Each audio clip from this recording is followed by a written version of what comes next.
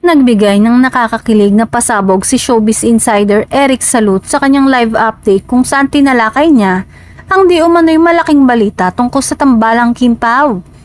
Ayon sa kanya, 100% sure na sure daw ang impormasyong kanyang natanggap at tiyak na magbubuni ang kanilang mga taga-suporta. Hindi lang basta world tour ang dapat abangan ayon pa sa insider. May mas malaki pa raw na aaminin at ilalabas na balita na anya ikatutuwa ng lahat.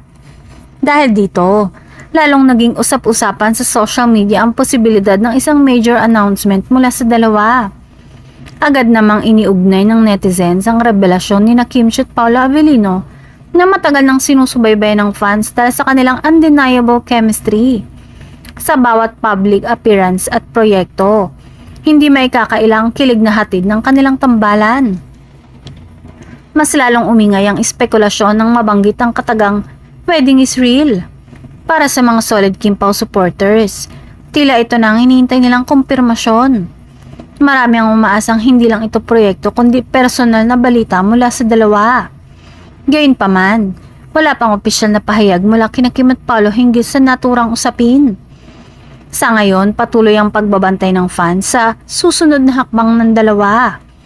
Totoo man ang wedding rumor o bahagi lamang ng isang mas malaking proyekto, malinaw na handang magbunyi ang Kim Pao Nation sa anumang magandang balitang kanilang ilalabas.